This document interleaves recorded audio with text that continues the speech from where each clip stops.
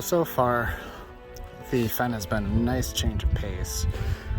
With the water that I have, it's really high, so I think it's wide and hopefully easier to follow because I don't think I'm lost yet. I've got a really nice tailwind too now that it's open, which is a huge morale boost because now I can actually like sit here and go in the right direction, which I haven't been able to do all day. You can't take breaks. And then that way somewhere is the goal. So far so good in here. So I am really enjoying this, but it is definitely very maze-like. You have all these different channels all over the place. There's beaver dams and lodges that have made it even more challenging to follow the current. I've been not lost, but I've had to turn around in here twice because I realized I wasn't where I was hoping to be, even using the GPS, so you gotta pay close attention. It'd be really tough with that one. Here's another great example of how easy it is to get turned around in here. Right here, it's obviously a river, right? Well, it came out of that stuff over there, and then it continues over there as well, and it opens up into this big, beautiful body of water. That's not the right way to go. You have to actually make this correct little channel here to continue up the current, because it opens up into a million pond, lake, backwater type things. So that's why the GPS is so important. If you check it often, that way you can't be too far off. And so in my case here, again, I had to hop out. And rather than paddle the whole thing, I was able to kind of walk my boat through here rather than going back up that way, so. Just when you thought you were done, there's a house in a nice yard right over there with another sucker pond by it that I almost paddled into. And then I saw current coming out and I was like, oh, gotta follow the current, and then I was right. But here's another beaver pour over. So I've heard cars driving all around. I think I can see power lines off that way and that way. So I know I'm close. Ooh, the tubes. So I had seen pictures of these in the guidebook, and I've seen portages around them if the water's too high, and I've seen people go through them in pictures. And it looks like I will have just enough headroom. Okay, so the speed thing didn't work out. So instead I'm going to try to awkwardly paddle one-handed. Let's see if that works.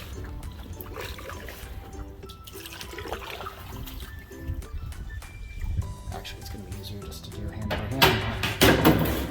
It's probably really loud on the camera because it's loud on my ears.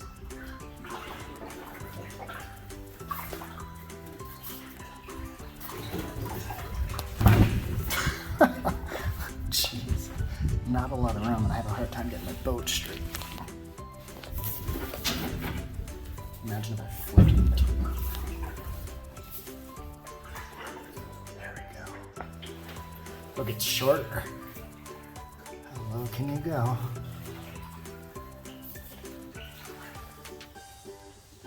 Low enough. By just a little. This is like 2 inches above my head. Woohoo, we did it. To the other side. I don't even think I had to go through those. I think my portage is up there.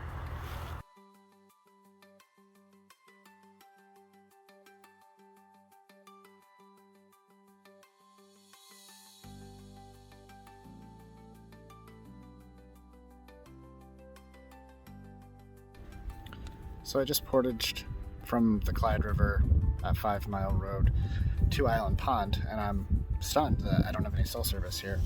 It's a pretty big town, and I was going to use that to call the 2 campgrounds that are down the lake to make sure that they were open before I went down there. So no can do. I guess I'm going to go down there and hope, and then figure something out if they're not.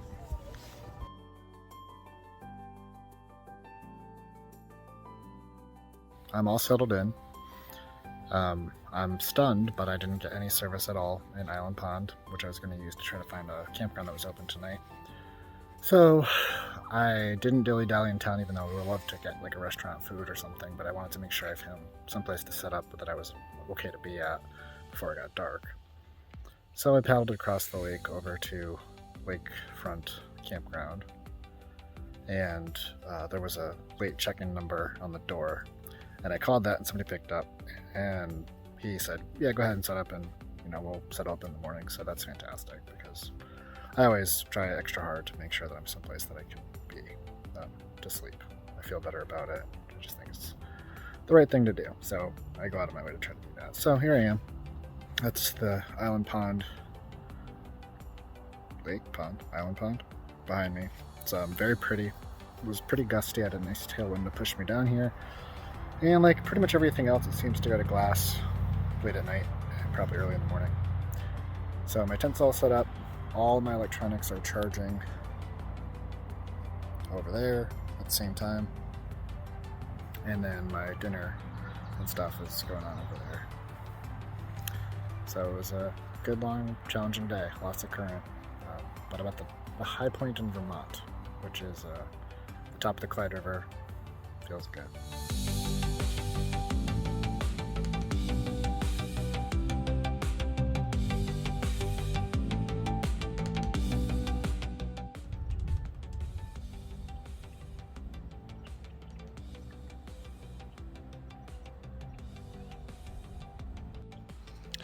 All right, good morning. May 14th, my 14th day out, officially 2 weeks. Behind me is this pretty little spectacle pond.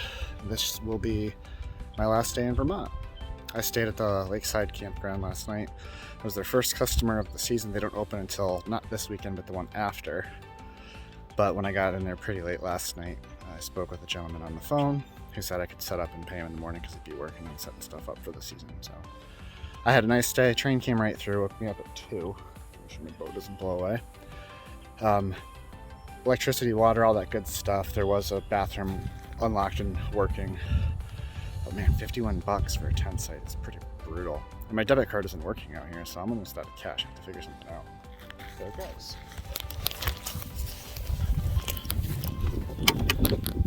So, here we go. Saved.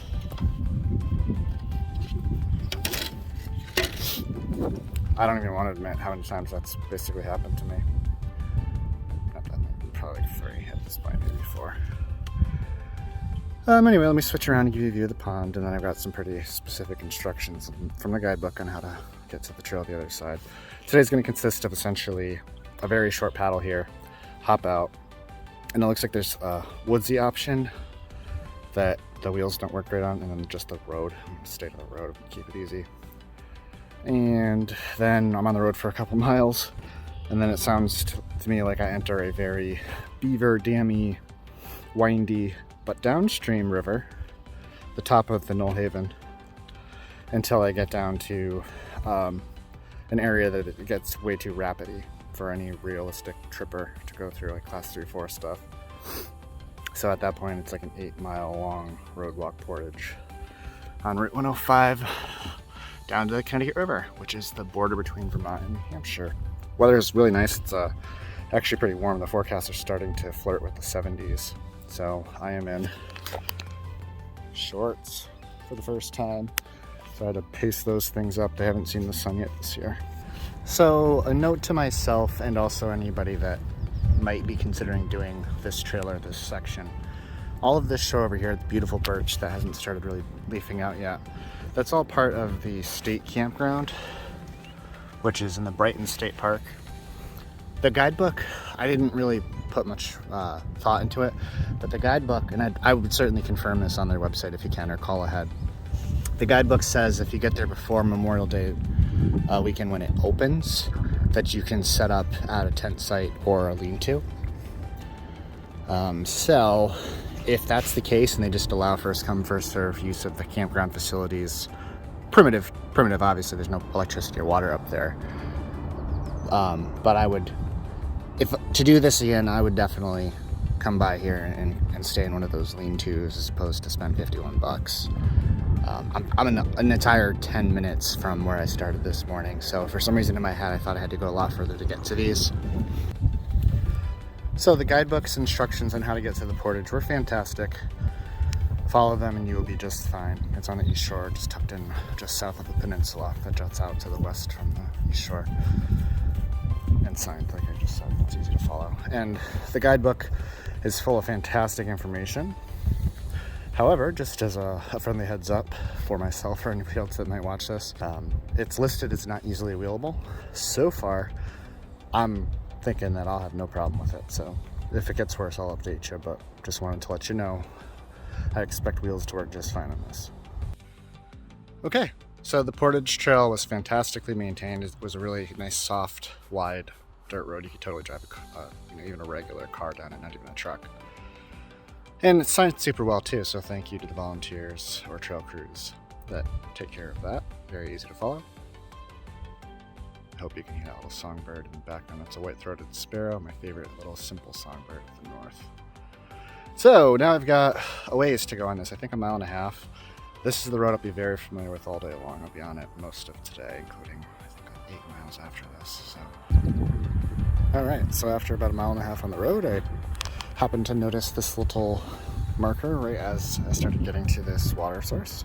So I'm thinking I'm there. I have to basically go put down that little brushy path there and then check up on my notes, make sure that I'm headed in the right direction, which should be downstream, and we'll go hit those beaver dams.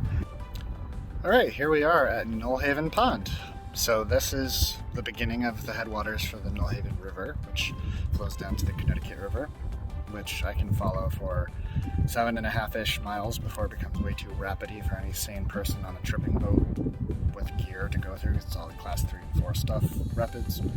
So I'm going to try to paddle down with the current, which is fantastic, and see how that goes. And then everything's just a beaver dam, beaver dam, beaver dam, beaver dam. So we'll see. I'll count them because maybe it'll be fun. And I'm also hoping to start a moose count tracker. Let's hope that the total doesn't end up being 0. That'd be really easy to count, but I want it to be a big number. All right, a couple neat tunnels crossing under Route 105 right now, and railroad bridge right up here too. This is way easier to go through than the tubes on the Clyde because the current's on my side, so I can just gently steer a little bit with my one-hand paddling as opposed to actually having trying to fight the current.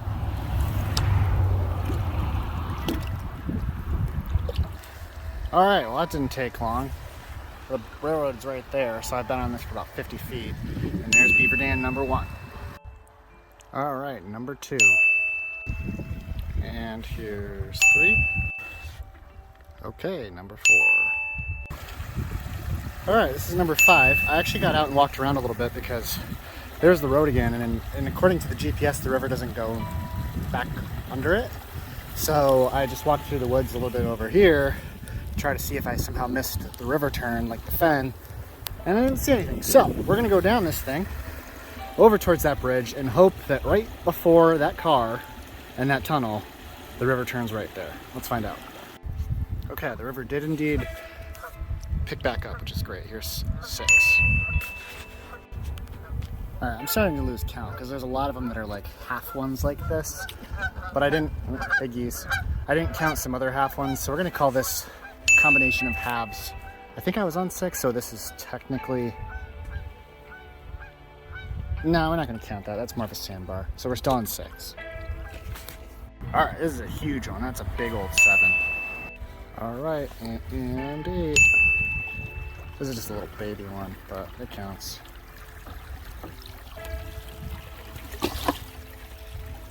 Most of them like this have been able just to gently ride over. There's only been really like 2 or 3 that I've had to fully get out and lift the boat over to not scratch it. Number 9. All right, it's been a very short bit of a break, like 15 minutes with that one, but here's 10. All right, another really big one. This is 11. All right, well, don't worry, this isn't number 12, but it is ridiculous. So I just wanted to show what some of this river is. Okay, it's been another like 10-ish minutes, so they're starting to get a little less frequent, maybe. But here's 12. Hey, look, it's something other than curves and beaver dams. Some honky geese over there. They do that a lot. Here's the shore that I'm falling into. So this is listed as sometimes a seasonal carry. It's a snowmobile trail for one-lot crossing. And I think I can limbo under it. That's kind of the theme of the last few days, is barely able to get under it. But it saves me a lot of work from having to get all my stuff out and carry over it. All right, it's a little guy, but number 13. I guess I'm just gonna cruise right over it. It counts. There's beaver tube stuff in it. This is kind of a confusing spot. I just came through there. All the water wants to go that way. But it looks like there's water that way too. But when in doubt, follow the current. Plus that means I get to go over number 15, big 15. Man, this is really nuking my battery. 16. All right, another high current one, 17. Hey look, stuff. There's a tower over there and railroad tracks again. Back on the shore. So I think I'm getting pretty close to the Wenlock crossing. My ears have been taking a beating this trip from sunburn. I've been gooping them up multiple times a day and putting like aloe sunscreen stuff on them at night. I must be right next to the road too. It has to be right on the side of that, so I'm probably really close. Just when I thought I was done, number 18. It's a big one. So I know I'm supposed to be keeping an eye out for a bridge. That little thing over there, I guess could be it. It's not what I had in mind, but I believe this is Wenlock Crossing. There's stuff here, and I'm right next to the railroad tracks like I should be, so let's go take a closer look. Okay, number 19. I'm not quite there yet. I checked out the map a little bit better. And that little bridge that crosses is not where I need to take out. Alright, here's number 20. Okay, I'm confident I found it. This is actually more of what I had in mind. So this is 105, the bridge that you don't want to pass, because if you do, you get stuck with no good exit to get out of the crazy rapids that are supposed to exist off this teeny tiny little river. But yeah, I'm gonna look for the best of the 4 sides and corners to take out on this thing, get up and start my long road walk. Made pretty good time through that whole area. It was fun. It's just it's a little monotonous when it's like turn, turn, turn, turn, turn, turn. But with the current on my side, being able to use a standard single blade normal canoe paddle, I was so much more agile. I didn't have to fight a current and steer at the same time. So it was nice. I had a lot more fun in there than I did going up it on Clyde yesterday. All right, here we go. So the takeout was just back here. There was a nice landing on this side of the road that I'm on. I guess the northeast side of the bridge is the spot to take out. So we got a long road walk ahead of me. This road so far, while I've been packing up, isn't that busy, and it's got a decent shoulder. So hoping for the best. Time to listen to some audiobook for the next 2.5, 3 hours. Hopefully, if nothing goes wrong. All right. Bye, Nulhegan. Hello, Connecticut River. So that's the railroad bridge. That is Vermont. That is New Hampshire. So here we are, Connecticut River. So I've been on the Connecticut for about 45 minutes, and I think I've already done about 4 miles. There's a lot of current. It's very shallow, but not scratchy. I did scratch a couple spots, but it was just because of either poor river reading or not following the main water columns. So it's plenty paddleable. I did want to stop and actually grab a whole bunch of water before I got to the campsite. I still have about 3 miles to go to get there, but on the map it doesn't show any streams or brooks coming out close to it, and I saw this nice little one over here. Alright, that should be the giant granite monolith that the guidebook talked about, and in fact I think I can see some campsite signs right over there, so I'd say that I'm probably there. I found the campsite. You can see off there in the distance that old bridge support in the center of the river there. And so this isn't a bad spot. It's got a sign in over there, a picnic table, a fire pit, which I won't likely use. There's a lot of this pretty silver/yellow birch. You can call them whatever you want. There's some paper birch up here too. There is a road. It's right up on top of that hill, but that's okay. And then there's an actual nice, looks like a moldering pretty, which are usually more work, but are usually a lot less gross. So I appreciate whoever maintains that. So I was teasing them for their signage, but I am serious. It is very nice that they put up so many. Sometimes these things are hard to find. So there's one there. There's an arrow over on that tree there, behind my rope there. A really big one, and one being eaten by a tree there. That's actually kind of neat. Then all these guys, they're there, and there. If you missed that, you're doing it wrong. So I had a pretty nice quiet night. Cars came by every once in a while, but I slept really pretty well. And I woke up a couple of times when nature called and it was really starry and clear. I was able to sleep with those vestibules open. And then I just started waking up now and stirring. I got all my stuff packed up, but as soon as I am about to break down my tent and get a move on, I hear a tractor, which is normal. But that one just came by with a giant tank and it's just umbrellaing all that manure all over the field that is super close to where I'm at. I'm very grateful that that's happening this morning and didn't happen yesterday morning, because I'm sure this place would smell a lot like manure, because it does right now. So I'm not going to linger here any longer than I have to. Despite the early 8 o'clock manuring of the field, I actually didn't pack up particularly fast. I was trying to figure out kind of like what I want to do today, because today I have 15 miles of downstream Connecticut River current, so it should make for pretty good time, less work than the last handful of days in Vermont. But then I do have the crossing into Groveton, where I have a resupply, and I was trying to decide, like, what do I actually want to do. So I kind of decided that I've earned my second shower and second laundry in 15 days.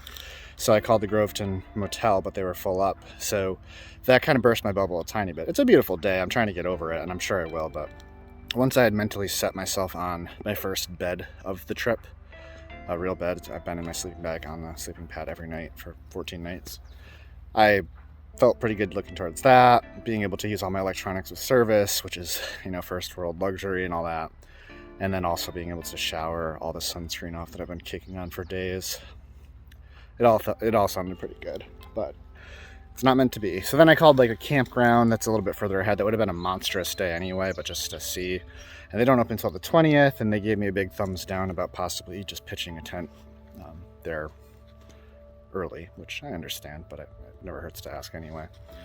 So now I don't really know where I'm going to get to. My first step is, now that I'm all packed up and ready to go to do the Connecticut River section, that shouldn't take more. It should certainly take less than a half a day, and to get down to Groveton and find my resupply and send a couple small things like some of the maps I've completed home, so I don't ruin them out on this trip. And then from there I kind of have to look at it. I think what I'm leaning towards is probably doing the road portage from Groveton towards Stark, which is another 8 miles on the road, but it bypasses something like 11 miles of upstream paddling, which I've done enough of for myself. I'm not enough of a masochist that I feel like I need to try to do every upstream mile that I can. I've said it before, but if my boat and I and all my stuff are continuing on this journey, I don't think of it as skipping anything at all. It's just taking advantage of portaging. Okay, so logistical situation handled. It is currently, let me check, 11:45. It's a beautiful day. I'm playing floaty. I'm not going quite as fast as I thought I would. I'm going about 4 miles per hour. The current's not nearly as strong as yesterday. So for some reason in my head, I figured I would basically teleport to town, which isn't the case. That being said, Groveton's small. And I had the realization maybe they aren't open till 5, like in my mind post offices usually are on Saturdays. Excuse me. And tomorrow's Sunday, of course, when post offices are closed. So if I missed it, I realized I would have to wait around all day Sunday too to get it on Monday, which would mean I'm basically doing a very short day today, would be the case, and then a 0 day in town, and then having to get it Monday. So it put me back like really a day and a half. So I pulled out my phone, had service, checked, and sure enough, they closed at 11:30 today, 15 minutes ago. So I found the actual post office phone number online, and I called, and Christy picked up, and she was extremely accommodating and understanding. Well, on the phone, she found my package for me, because it's general delivery there, and she was willing to kind of stash it for me outside, which is a huge help, because that means I can swing by, grab it today, resupply, and then keep on going because the post office is closed, and tomorrow closed too. So huge thank you. It's so humbling, and I'm so grateful whenever there's folks out here like Craig and Russ and Christy now from the United States Post Office Service. It's fantastic. It really restores your faith in humanity about how kind and helpful people can be. So yeah, bullet barely dodged on this one, but looks like it'll work out. Can you hear the loons? Yeah, just kidding. There probably isn't a loon within like 50 miles of here right now. So the building thing over there, I think is actually a race car track. And then I don't know if it's just a bunch of buddies riding or if there's an actual motocross track right there. But there's a lot of people riding, and I see some people hitting jumps as they go by too. So I think it's a real track. And as I had paddled through too, they were coming around this side. You can see all the dust that's up there. So I got, basically all that blown in my face. Truth be told, I don't really mind the noise of that or the sort of the exhaust smell from it in the air. I used to go to the races all the time when I was younger with my buddy Mark who raced in them, so it kind of takes me back to one of those types of race days and all those good times. It makes me want to go to like a nationalized motocross race as soon as I can find one, maybe this summer or something. Farewell to the Connecticut River. So I just went through a whole bunch of U-turns past the racetrack. That's the way I came, so that's the Connecticut River north. And that's the Connecticut River, continuing south all the way down to Long Island Sound in Connecticut. And this sort of T-intersection here, that would be me. So this is the mouth of the Ammonoosuc River that dumps into the Connecticut. So my nice day and a half of downstream enjoyment is at an end. So it's time to actually head back upstream. And I'm not too far from Groveton at this point.